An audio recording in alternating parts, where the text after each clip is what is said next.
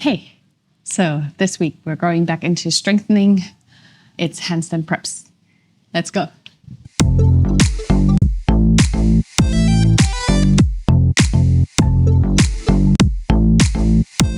All right, welcome to handstand preps. These preps are specifically targeting shoulder flexibility in the way of you need for inversion and strengthening of especially the lat, triceps, and deltoid muscle. It'll be always the problem for anyone who starts that these muscles are not built the right way. We're not going to build them in 1 minute. But if you do it 1 minute a day, it might actually be faster than you think, right? So we will start slow and increase. And I give you three, in my opinion, three very good prep poses that are going to get you to that place to learn handstand or do handstand. Okay? Very nice. Okay, so we start in a headstand position because anyone who wants to increase strength in their triceps, deltoid, latissimus dorsi core region, it'll be in headstand in a certain way. This is a safe spot. If you can lift off the head and do the same in forearm, you're welcome to do that right away. I'm going to start here because most people are not able to do that. So you're going to measure the distance, put the head between the forearms, and then instead of coming up all the way up, piking all the way up, you're going to stay 90 degree. This is such a good posture. You might not feel it right away. You will feel it, however, if you hold it for a little longer. Tighten your legs, belly in to the spine, shoulders away from your ears. Now, headstand in general, if you hold it for a longer while, it will increase exactly those muscles you need. You need a little bit more spine strengthening, back strengthening, core strengthening, and then especially the shoulder girdle, right? Don't forget trapezius.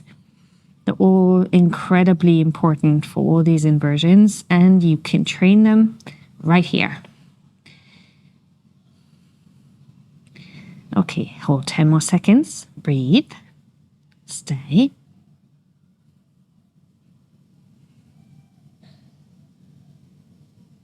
Now let's go up. Pump all the way up. Straighten. And lower down. To touch the floor. 1. Lift. Lower. 2. You should feel this in your triceps. After we did 10. 3. Stretch. Say, keep the belly to the spine. Touch. 4.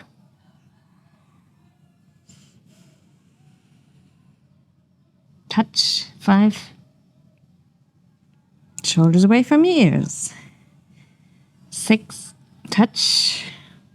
Shoulders away from your ears. 7. The trick is to try and keep everything relaxed that you don't need and keep engaged what you need. 8. Lift. 9. And 10. There we go. Lift. Stay for a moment. And then very gently, as slow as possible, lower down. And relax your knees onto the floor. Nice. Okay, so if this was hard for you, challenging, I'm going to recommend you to stay for a week in this exercise because it is more harder than it usually looks like for most of my students. Good. Okay, so let's go on to number 2. I'm a big fan of forearm stand. So you train the exact same muscle groups as for handstand, but you have a bigger balancing lever, right? So actually, you need a little bit more shoulder opening for a correct forearm stand. So that is the perfect preparation for handstand. Let's see, you're going to be around your own leg distance of the wall, just a tiny bit more maybe. And then you're going to bring your elbows down there. Try not to turn your elbows out. Keep them parallel. Your hands, palms flat. Push down into the ground. Round your shoulder girdle. Round the spine, belly in. Good. Okay. So just bring one foot to the wall and lift one leg up. I want you to try and stay like this. If this is easy for you, you should rather stay in forearm stand or in this position, like away from the wall, not touching. Forearm is always going to make it easier. Try not to sag into a back bend, right? But let's say you are touching the wall. You need to make sure you have somewhat the right distance and don't lean the upper leg too much over. It's going to not be in one line, but try and keep it like somewhat in one line. And then switch the legs if you can in the air, otherwise come down. Again, as I said before, if you are able to hold the whole time, forearm, no back bend, you should try. I'm slipping. It's a great exercise.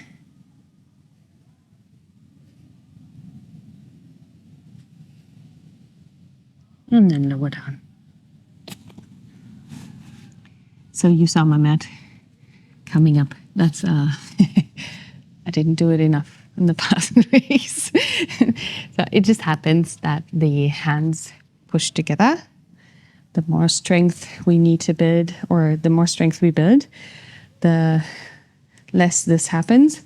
But still, it will depend on your day. And like, if you do a lot of stretching before, let's say you had a yoga class and you did like puppy stretches, or you did the homework of week 2, then it'll be easier not to bring your palms together. Whereas if you had less warm up, it'll slide together. It's okay. Just be aware of the fact that you want to keep a solid base and not slide too much. Sliding in with the hands, not a problem, but sliding out with the elbow is going to be a problem for your stability, right? Okay, so that was number 2. Number 3 is come away from the wall. So in my opinion, a lot of handstand preparations are at the wall. I think it's the biggest mistake you can make is to stay at the wall. Like, it's always great if you're, learning something, but you shouldn't keep relying on it, because I feel whenever we put weight onto the wall, we're not concentrating on the body alignment anymore. And that is going to be, it's going to come back to you, right?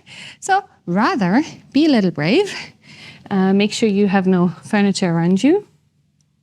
Come away from the wall. We're just going to hop now. We're going to do 5, 5, 5. So 5 straddle jumps, 5 tuck jumps. And then we're going to try and do straight legs. We'll see how that works. Hands flat. Maybe you need to stretch your hands a little bit.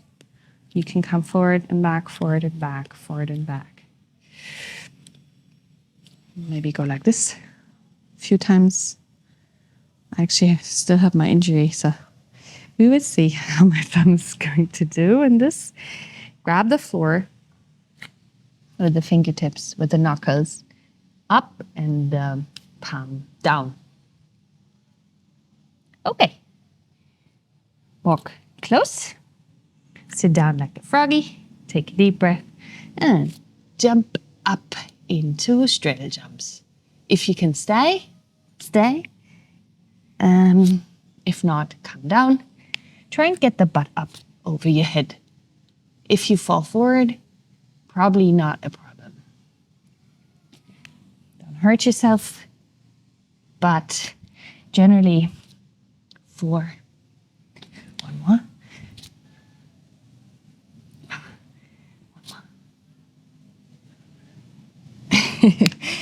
Generally, the importance is to activate the core a little bit and to do this 1,000 times, because it's gonna educate your body where to go. It's a different method than the other 2 exercises, right? Okay, and nevertheless, it's fun. So if you do my classes, you will probably know I like these jumps. Let's do the tuck jump, okay? Good. Okay, so knees together. Same thing. Jump with the butt high. Try not to donkey kick. If you can stay, stay. 3. Keep breathing. Important. A lot of people hold their breath in the middle. That's not going to help. 4 and 5. Good. Okay. Good. That was 10. Now we're going to do 5 more. We can circle arms and shoulders a little bit if you feel like it. If you don't, that's okay. Bring your hands down. So, straight legs. A little bit harder. Nevertheless, a very good exercise. So, come into what is like a short down dog. Relax the neck. Take a deep breath. And then you're just gonna jump the same way, only with straight legs. That's 1, 2, 3, 4, and 5.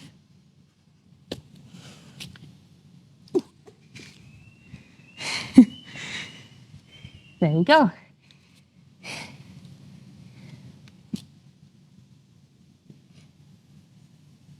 Eventually, you'll be able to lift up and down again through one of these halves. But you saw me falling out too. It's a process, right? So you're welcome to play with this. And let's stretch the shoulders one more time after this, just to make sure you're feeling fine. And stretch the wrists. So, let's see. My favorite torturous stretch is this one. You bring your both fists together. You're gonna bring your fingers to round and not open, right? And bring your both elbows down, and then you're gonna try and straighten. Don't open your fingers. If you have no strength whatsoever, this is gonna be easy for you. If you do, however, do some inversions, this is gonna be intense on your forearm. Enjoy. Keep breathing. Relax the neck. Right, that's one stretch.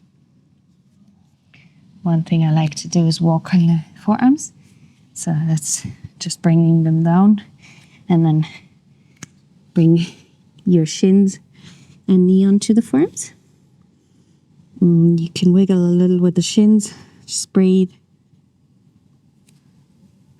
Let's go for the other one. So other arm in front. Again, do the same thing. Relax. Right? And then let's do one more time puppy, because it's a great counter stretch for these. As you're strengthening all of this part, it's great to stretch it out.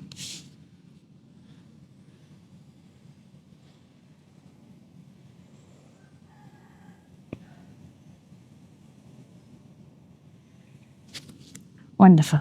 Okay. So I hope you can play around with this. Please be aware of your level of strength and just increase over time. If you start with the first one, it's a great exercise. You do it every day. I am quite sure that most people will advance really quickly. Just consistency is key, right? As with all things. Okay. Have a beautiful day. See you next week.